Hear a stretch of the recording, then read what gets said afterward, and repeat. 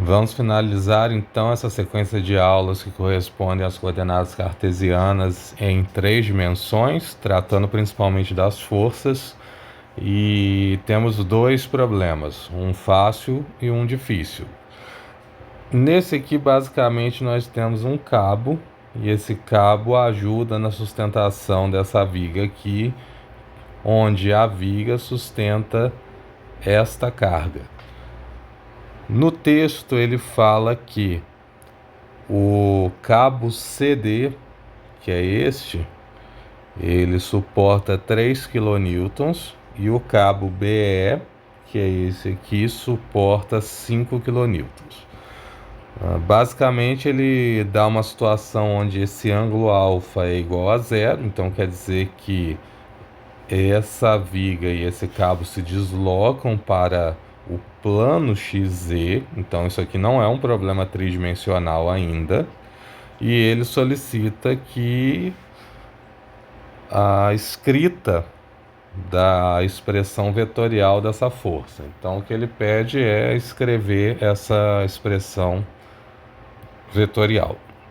Então na primeira parte ele diz que o ângulo alfa é igual a zero e pede a escrita da força. Então, o que nós precisamos para fazer isso? Ou melhor, das forças, tá? Porque eu tenho uma no cabo BE e outra no cabo CD. Então, o que nós precisamos? Para escrever a força no cabo CD, eu preciso do vetor CD. Então, eu preciso do ponto C e do ponto D. O ponto C, que é esse aqui, ele está no 0 para Z, 0 para Y, embora eu vou até eliminar esse eixo agora, porque é um problema bidimensional. Então ele tem X e Z, visto que alfa é 0. Então para X ele tem 5 mais 8, ou melhor, 5 mais 3, que é 8, e em Y, 0. Ou melhor, em Z, 0.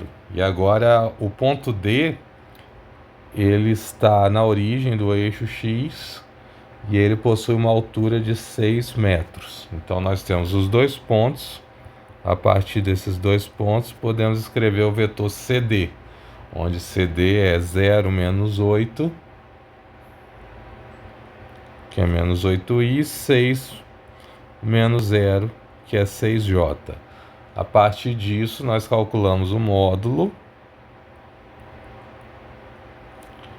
Então o módulo de CD vai ser 8 ao quadrado mais 6 ao quadrado, que vai dar 100, raiz de 100 é 10. Então esse é o módulo dele. A partir disso nós podemos usar aquela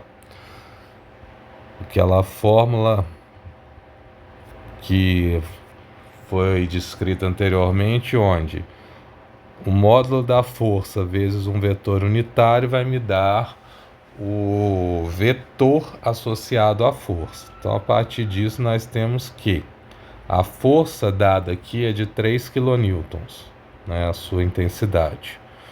O vetor unitário é o menos 8i mais 6j, dividido por 10.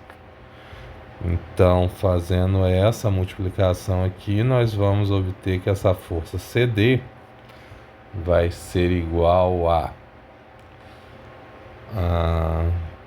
0,8 vezes 3, então vai dar menos 2,4i, mais 0,6 vezes 3, que vai dar 1,8j. Então isso aqui em quilonewtons. A força do cabo BE é uma força que está na vertical e aponta para baixo. Então ela só tem a componente em Y. E a partir disso a gente tem que o vetor unitário dela é o menos J. Então é BE. Então eu posso escrever o seguinte: essa força é igual a menos 5J em quilonewtons. Bom, parte 2, ele vai fazer uma modificação aqui, E vai dizer agora que esse ângulo não é mais de 0 graus, ele é 40. A partir disso, nós temos então um problema tridimensional.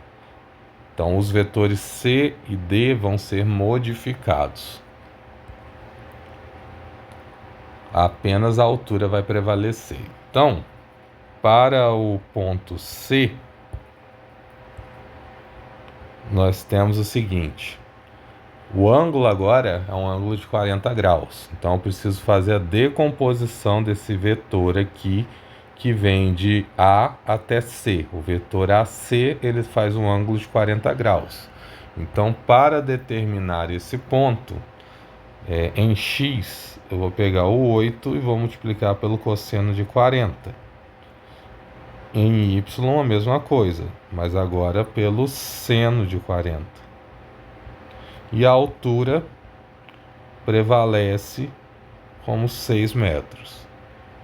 Ou melhor, no ponto C é 0, né? Agora, no ponto D, o ponto D não se altera. Ele vai continuar sendo 0, 0 agora para y também. E 6, porque ele só tem altura. Então, o ponto y permanece igual. A partir disso, fazemos o mesmo processo de cima. Determinamos o vetor RCD, onde eu vou ter aqui 0 menos 8 vezes cosseno de 40. E aí isso vai dar menos 6,128. Depois eu tenho 8 vezes o seno de 40.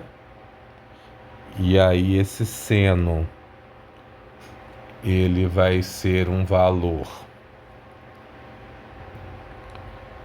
negativo também, porque é 0 menos 8. E aí 8 vezes o seno de 40, isso vai dar menos 542 em J. E agora 6 menos 0 vai dar 6 em K. Então, calculando o módulo desse vetor, da mesma forma que fizemos anteriormente, nós vamos obter 10 como módulo também. Então, o que nos resta é fazer o mesmo processo anterior, que é pegar essa força, multiplicar pelo vetor unitário, e a partir disso nós vamos obter o vetor força CD. Então aqui eu tenho que a força ainda é 3, mas agora o meu unitário vai ser 6,128I menos 5,142J mais 6K e também dividido por 10. Quando nós fazemos essa multiplicação, nós vamos obter então que esse vetor FCD vai ser menos 1,83 em I, menos 1,543 em J, mais 1,8 em K. Então esse é o vetor. Agora, para o FBE, que é esse vetor aqui de força, ele permanece igual, porque ele continua apenas no... Ou melhor, até fazer uma correção, não é J, né? É K. Ele permanece como 5 menos 5K, também quilonewtons, porque ele está no eixo Z, né? Se bem que, se Se fosse um problema bidimensional, seria XY, né? Então eu teria aqui o J mesmo. Mas como nós temos os três eixos, então eu vou manter essa regularidade chamando aqui de K. Visto que eu tenho I, J e K. Bom, então um problema bem simples, né? E agora nós vamos para esse aqui que é bastante complexo. Porém, a resolução dele é muito simples. Então, o problema deste aqui, que é o 2.102, no nosso livro ele é o 2.62, é o último, do capítulo 2.3. Então ele diz o seguinte, a roda traseira de uma bicicleta de múltiplas velocidades é mostrada. A roda possui 32 raios, com metade em cada lado. Os aros nos lados A e B são mostrados em preto e vermelho, que no caso aqui nós vemos em preto e vermelho. O nosso livro não tem essas cores. E para que o pneu esteja adequadamente centralizado no quadro da bicicleta, os pontos A e B do eixo da roda precisam estar posicionados a uma mesma distância D. Então eu tenho aqui os pontos A e B que estão posicionados em uma distância D e iguais distâncias D, onde essa distância D é dada no eixo X e a altura aqui é dada no eixo Z. Se eu rotacionar essa figura aqui, eu vou ver esta figura, onde eu vou ter o eixo Y sendo mostrado. Então observem que isso aqui é tridimensional. Eu tenho aqui o desenhozinho da bicicleta, então eu estou vendo isso aqui de frente, que basicamente é essa figura. Se eu virar ela de lado, rotacionando nesse sentido, eu vou conseguir observar esse eixo aqui. Então o que ele pede é para determinar a razão entre as forças nos raios FB e FA. Então, dentro desses raios eu vou ter duas forças que vão ser forças FB e FA que vão atuar nessa estrutura. E aí ele pede para determinar essas forças. Então, para começar, é interessante nós percebermos alguns detalhes. Quando eu penso no eixo Z, eu tenho aqui em qualquer situação um Z fixo. E esse Z fixo vai ter uma altura de 26,5.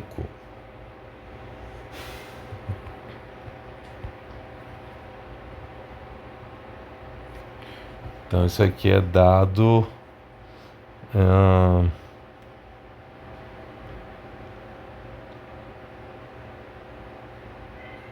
verdade eu não estou vendo unidade aqui. Enfim, vamos considerar como centímetros. E quando eu olho para o Y, que é essa imagem daqui, eu também vou conseguir perceber algo fixo aqui, que é essa distância, que é 2,5, né? Então isso aqui vai ser fixo, tanto de um lado quanto do outro.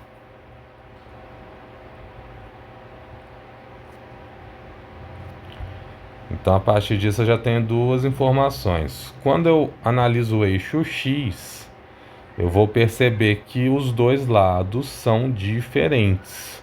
O lado direito ele é menor do que o lado esquerdo. Então eu vou ter aqui um x1 para o lado B e um x2 para o lado A. A gente pode chamar de xa igual a menos 3,8, porque ele está, se a gente colocar o eixo aqui, né? Então eu tenho o ponto zero.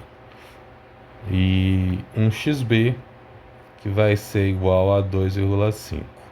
Ainda nesses x, A e B, ele dá essa outra imagem aqui, mostrando, né, no eixo X. Observem que o eixo X está meio que escondido aqui. Então, aqui no eixo Y é a distância de 2,5 para cada lado. E no eixo X eu tenho uma distância maior para o lado A e uma menor para o lado B. Então, a partir disso, eu consigo escrever os três pontos A, B e C e criar dois vetores, um vetor RAC e um vetor RBC, que são exatamente os vetores que eu vou ter a atuação dessas forças, né? A força A, que na verdade seria uma força AC, e uma força B, que é uma força BC. A partir disso, eu consigo escrever a expressão vetorial que foi solicitada.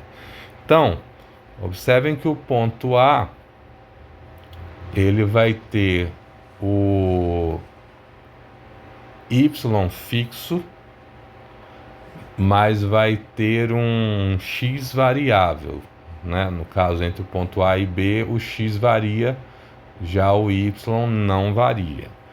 Então, a gente pode escrever que o ponto A tem menos 3,8 para x, 0 para z, porque ele está no chão. E em relação ao y, o que nós vemos? Essa distância fixa que nós vemos, então 2,5.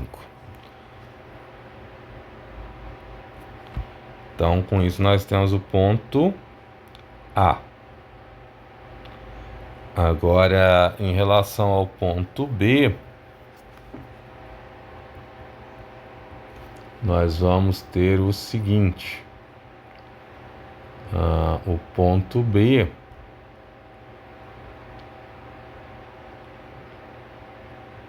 vai ser o seguinte. 2,5 para x. Depois eu tenho o 2,5 para y também. E no caso do z, ele também vai ser 0. Mas em relação ao ponto y, se nós olharmos com atenção, o sentido positivo está para cá. Então aqui é menos 2,5. Nos dois casos. Lembrando que, por que nos dois casos, né? Porque esse aro preto está de um lado e esse raio vermelho está do outro lado. Mas os dois se ligando ao mesmo ponto aqui. Então, nos dois casos eu vou ter menos 2,5.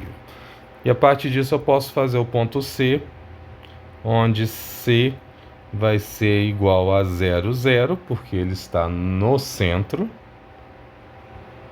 E ele vai ter apenas a altura, que vai ser aquele 26,5.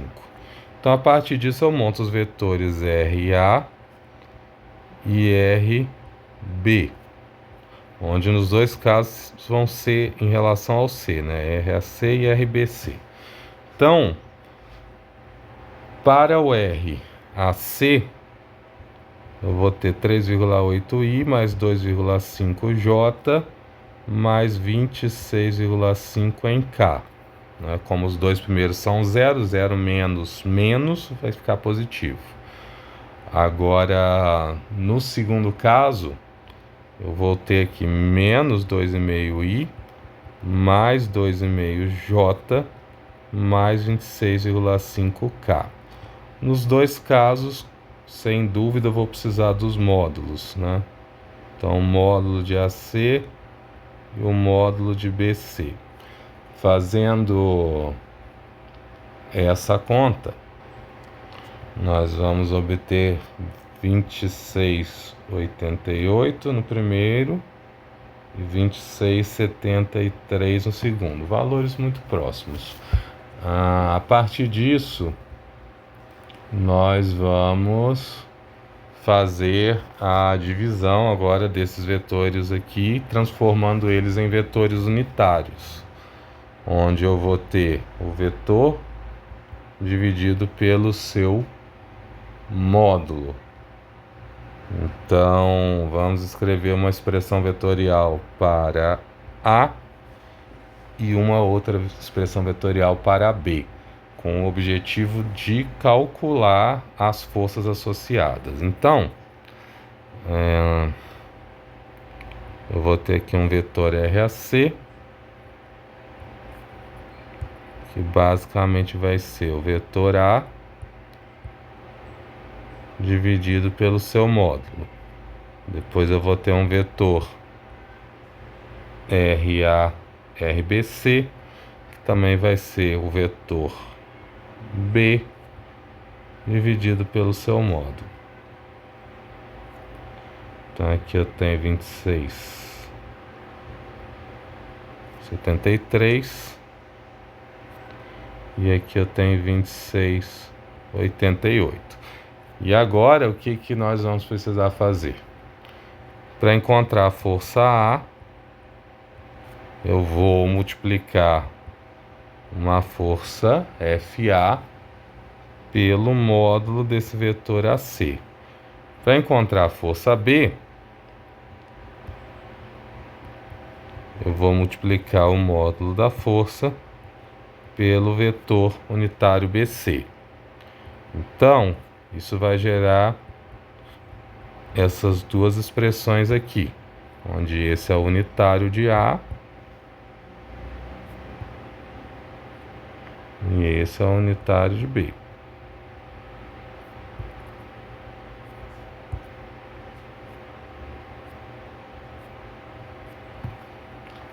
Certo? Quando eu calculo, eu vou obter um valor decimal para essas forças, onde eu tenho FA vezes 0,14I mais 0,092 em J mais 0,98 em K.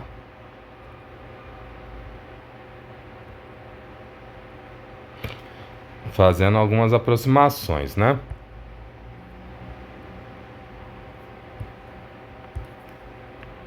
Agora para o B eu vou ter algo semelhante.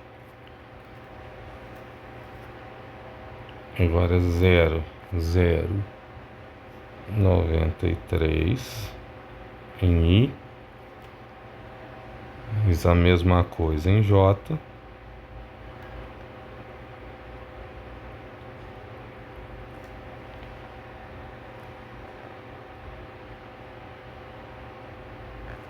Então, as duas expressões que são dadas para cada um dos vetores A e B. Como essa estrutura está em equilíbrio, pelo menos a ideia inicial, então eu preciso considerar que essas forças no eixo X, necessariamente, elas precisam ser iguais. Fazendo isso, eu posso escrever que a soma dessas forças em X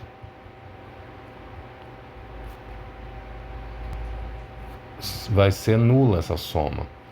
Então, a partir disso, eu posso escrever a expressão vetorial só das componentes X, que eu vou fazer aqui embaixo. E aí eu vou ter aqui um FA vezes 0,1413, para ser mais específico, porque ali em cima eu não consegui pôr esse número todo. E no FB eu vou ter 0,09351, e essa soma precisa ser igual a zero. No caso aqui o 0,093 ele é negativo, né? Então vai ficar menos. Então, igualando esses dois, eu vou ter FA 1413 igual a FB 00951. Então, com isso, ele quer saber a relação FB sobre FA. Então, eu vou passar o FA dividindo, e aí eu vou ficar com isso aqui.